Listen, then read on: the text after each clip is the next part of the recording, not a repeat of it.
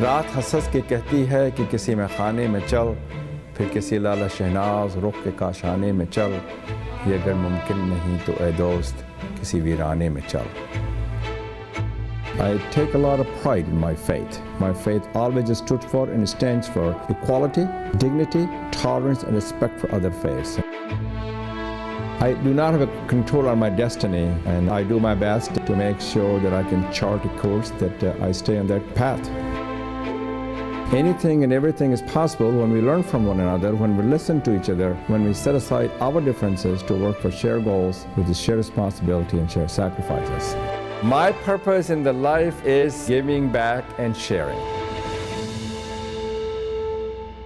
In the United States, we have come to a point in the 21st century where we do not divide people by religion, by ethnicity, by race, and by membership in groups. And if there's going to be groups singled out, then in honor of you, Frank, and in the spirit of your work and sacrifice, I want to be a member of whatever group is being singled out. I present to you the great Frank Islam.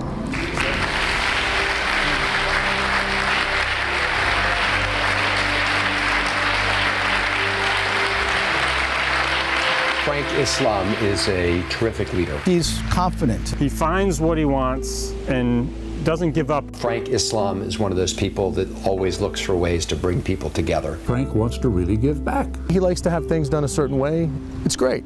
Mr. Islam's great. Frank is a very reasonable guy. Working with Mr. Islam, Ms. Dryden is great. I love my job. A fair, dreaming, smart American, because I think that's one of the biggest things he loves is to be an American.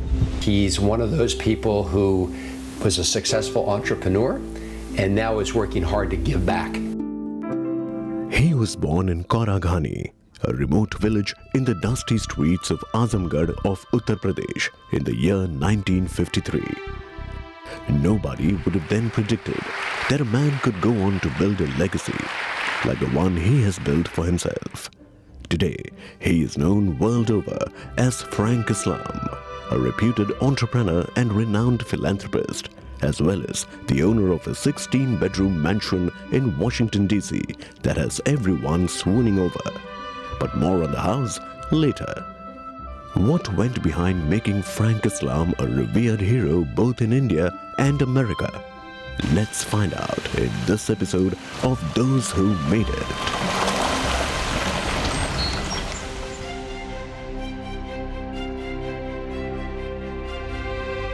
Let me tell you the story. I was born in Azamgarh.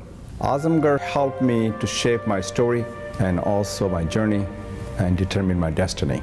This is the city where my ancestors are buried beneath that beloved city. I have never lost love of Azamgarh. His parents were his strongest role models who laid the foundation for him to flourish and instilled in him the values of loving, sharing, and giving back to his community. I firmly believe that my parents played a very important role in my success. My parents are the one who gave us the love of education. And the most important thing my parents gave it to me, loving, sharing, and giving back. Well, my parents passed away when I was 24 years old. There's not a single day that goes by that I do not mourn the passing of my parents. They were the best and brightest of all. Their memory still lingers in my mind. It has never faded away from my memory. After a modest upbringing in Azamgarh, Islam moved to Aligarh to attend college at the reputed Aligarh Muslim University. He has fond memories of his years of study at the university and owes much of his success to the inspiration he gained studying there. I would not be the person I am today if I would have not received the education at Aligarh Muslim University. It instilled in me and the love of education, to be the best you can be, to exploit your fullest potential, to give back to your community and your country, and also to excel in every endeavor that you want to go after. It was at the young, innocent age of 16 that Islam moved from Aligarh to America with one strong goal: to realize the American dream. He attended the University of Colorado for his bachelor's and master's degree in computer science. I have never ever thought of leaving Aligarh, but I did. Education is what caused me to cross the Atlantic Ocean to realize and attain and achieve the American dream. When I came to Colorado, which is the Boulder with the Professor Throne, who I owe sincere gratitude because he brought me to this country as a student. So my name was Shah Fakhrul Islam. As a result of that, the name was complicated, so they gave me the name Frank Islam. In order for me to make a phone call back then, it took about 2 days to make a phone call to India. So you see how far we have come since then. There was no Indian restaurant in Colorado, but there were a lot of Mexican food. It was not a substitute, but it was not bad. But I didn't have money to go out, so we cooked food sometimes in the kitchen and made Indian food. So it worked out pretty good. Islam moved to McMaster University in Ontario, Canada to pursue his PhD, after which he took up a job at an IT firm there. This was where he met his future wife, Debbie Dreisman. She was a computer programmer too, apart from being an equally driven and passionate individual. We came with different backgrounds, different strengths and different thoughts, but she has always been a constant source of inspiration and strength to all of us. We met together on the job. It's definitely not where we thought we were going when we met. He was just one of the other guys at the company, but for a while a group of us would get together and chat when we didn't have anything pressing to do, and after a while he and I seemed to be the last ones talking. After graduations, we came to Washington, D.C., and then this is when we got married. I value her opinion, and she has been instrumental in terms of giving back and philanthropic activities, especially in art, education, and peace. So I would say that she played a very important and significant role and continue to play that role in my life. And then in 1994, I believe, with all the desire and the drive and discipline, I started my own business and established a company called QSS, which is the information technology company. I grew it from 1 employee to 3,000 employees, from a $1 to $400 million. The QSS Group was an information technology company which generated a revenue of $300 million. He sold the company and founded the FI Investment Group in 2007 that focuses on providing growth capital to emerging companies.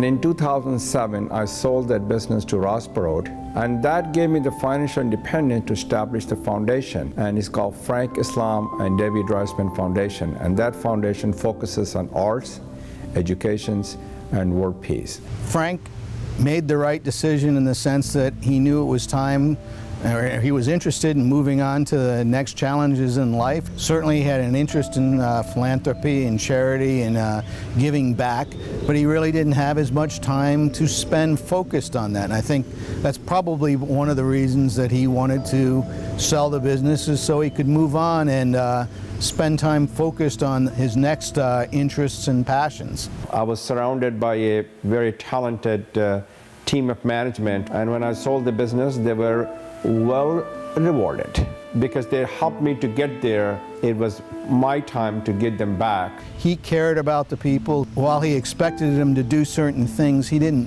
blame people irrationally for the results. If everybody made a great effort, he appreciated it. Not too many people, especially immigrants, can say that they have had the proud honor of meeting and working with the unanimously loved world leader Barack Obama, former President of the United States of America. Their relationship is a multifaceted one. Frank has really proven himself to be a strong force within the Democratic Party. He contributes lots of ideas to the debate, and because he's a successful entrepreneur as a recent immigrant to the United States, he really can speak from the heart about what this country has to offer. I have an opportunity to meet many times President Obama. I find him a very kind person. I also found him a very disciplined person. I've always been touched by the grace of the President Obama and President Clinton, who I know very well, and Hillary Clinton. President Obama has been kind enough to appoint me as the Board of Trustees at John F. Kennedy Center, which is the temple of art. It was an honor when the president asked me to travel with him to India as a part of the Republic Day Parade, which is the 26th of January. And I participated in the US-India CEO Summit Conference with the Prime Minister Modi and the President Obama. Islam was a prominent face of Hillary Clinton's campaign and has been involved hugely in fundraising events for the Democratic Party for a long time now. He feels very strongly too for his adopted country and has written 2 books that he believes can help contribute to America's future and continued growth as a nation. My other civic engagement is to write blogs, and I write columns in Huffington Post, and I wrote 2 books on it. I want the next generations, the Americans, and for that matter all over the world, to be inspired by my story, and I tell them, you could be one day Frank Islam or President Obama if you work hard and put your minds together. The Islams jointly founded the Frank Islam and Debbie Dreisman Foundation and have donated immensely to various causes, both in the US and India, ever since. In his own words, his purpose in life now is to give back to the society. The foundation mainly focuses on education, art and culture, peace, and conflict resolution. My wife Debbie and I are uniquely blessed with that, and we have realized and achieved the American dream. With that thought and spirit in mind, we decided to donate $2 million to build Frank and Debbie Islam School of Management, Aligarh Muslim University. This is a truly special occasion for me, the opportunity for me to be here to participate in this dedication of Frank and Debbie Islam Management Complex is one of the highlights of our lives. This investment, what I consider, will keep the students' hope alive. I also laid the stone foundation for Frank and Debbie Islam Healthcare Center. And as you know, the villagers in India do not have access to the health so that they can take care of their health. We gave $1 million to Institute of Peace because we believe in peace. As for the Clinton Foundation is concerned, I think that our investment in the Clinton Foundation is very important because the Clinton Foundation providing the support in Africa and to fight against the poverty, hunger, and disease. We also have given a lot of money to the several universities where I serve on the board of trustees in the United States, and also provided a lot of scholarship programs to the students who have financial hardship. Frank Islam is a terrific leader in our community. When I say community, I mean here where we are right now in Montgomery County, Maryland, but also for Maryland and for the whole country. He's one of those people who was a successful entrepreneur and now is working hard to give back to others in the community. Philanthropy is a privilege and opportunity, and philanthropy is an investment. And also, I strongly believe the words of President John F. Kennedy, to whom much is given, much is expected. Islam describes his motherland as a land of hopes and dreams and maintains strong ties with it through annual visits. His hometown welcomes him with open arms as well, and there is even a road built there in his honor. As a matter of fact, I went there to put this sign. It's called Shah F. Islam Road. I think the road that connects my ancestor village from Lucknow, which is the capital of the UP. So I'm honored and I'm very pleased that this happened. I did receive the doctor degree, which is an honorary degree from Aligarh Muslim University, and I said in my acceptance speech that I'm honored, I'm humble, and I also said that we are divided by distance, but we're united by our passion. I was treated well with the dignity and respect. As you know, there were a lot of people trying to talk to me, touch me, and ask me questions. So as a result of that, there were some police escorts there too, so they were able to control the crowd. There is enough about Frank Islam's professional and political life that grabs eyeballs. But a house he and his wife envisioned and had built is not any less worthy of receiving as much limelight as all his other achievements. Norton Manor, as they call their home, is a grand culmination of interesting influences from their travel tales around the world. spread over 47,000 square feet with 16 bedrooms. It's also one of the biggest mansions in the world. Somewhere when we travel all over the world, we got some ideas, so we brought that ideas and we told our architecture and our people who were doing the landscape and the outside that this is what we were looking for. So I would say it evolved. It's a challenge. Frank and Debbie were very specific about what they wanted, certain things, and they're traveling around the world and they see something they like. It might be something in this house that isn't even in the United States, and it is now. Frank would throw in after coming back from a business trip or something, and things would change. So we had 50, 60 change orders on the construction of the house. Something this big isn't too bad, but that's 50 or 60 curveballs we got during this job. Inspirations have been drawn from far and near, including the Taj Mahal from his motherland, in the form of a reflection pool in the driveway. There's plenty of Mughal architecture styling too. Apart from this, the house has rich English and French influences. This house is very unique and different from other houses that I've done.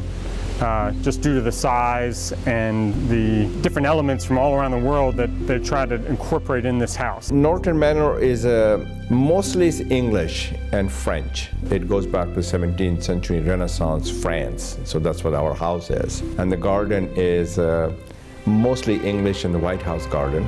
On the front part, we call them Henry VIII garden, which is a replica of the garden at Hampton Court. The only thing about Indian is about our house is the reflecting pool, which is the replica of the Taj Mahal. And there are some of the bedroom has a Mughal art there on the ceiling. That's a replica of the White House benches. We also have several chairs that was in the blue room of the White House.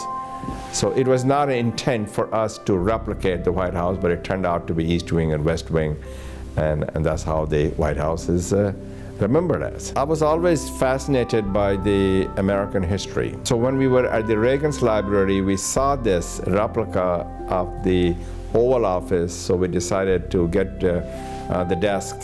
Some of the chandeliers that we have over here came from Vienna. Some of them came from other parts of Europe, but a lot of them was handmade. The people came from all over the world to work over here on the house. We decided to build the guest house, and guest house has 5 bedrooms. It's a fairly large, it's 7,000 square feet. We built as a part of our complex right next to the main house. And the idea was to put the guest over there, and also when we have a family get-together, my wife Debbie's family is very large and my family is large, so we can use them, we can use the guest house to house them. Some of the major challenges that we face here are, even to the public, they always try to come on the property, take a look at the estate when they don't understand it's a private residence, but they still think they have the right to come in and look at the house because it's very impressive. Bicycle riders that ride up and down the street, they've never seen a place like this before, so they want to try to ring the bell to come in. They want to take a tour around. Obviously, for security reasons, we can't allow that to happen. This is a real personal home to Frank and Debbie and for what they wanted to use it for.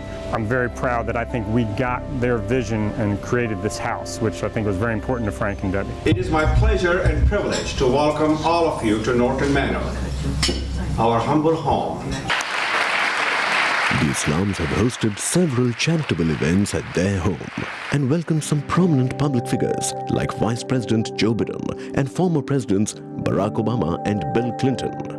We do a lot of events at our home for our party, which is the Democratic Party, for the fundraising to make sure that they have the resources in order for them to compete in the election. This is how the democracy flourishes. That's how the capitalism grows. Frank Islam and his wife Debbie are truly citizens of the world in the sense that they're working hard to try to bring people together, to bridge differences of faith, differences of ethnicity, differences of race, and really bring people together to be the best we can be. When Clinton was here, we had to coordinate with his head of security for the Secret Service. They would come in a couple of days in advance. We'll walk them through the estate. We'll tell them our protocol.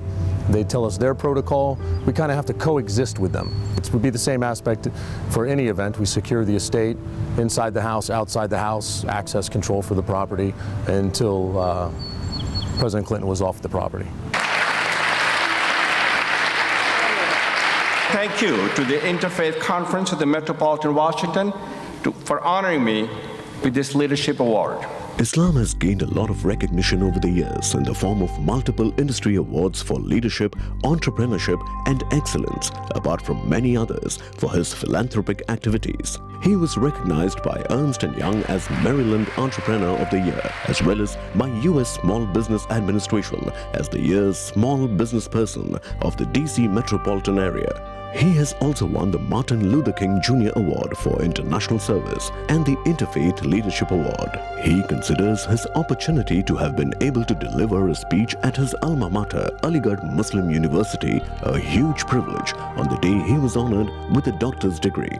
What's best in me, I owe it to Aligarh Muslim University. During my convocation speech to the students, I said that if you conceive it, if you believe it, you can achieve it. And I also told them that they have to go beyond their horizon and exploit their fullest potential, and they can achieve anything they want to achieve because they can make impossible as possible. It takes some remarkable selflessness for a man who crossed the Indian Ocean all by himself at 16, with no godfathers or mentors in place, to want to dedicate his life to creating more people like himself.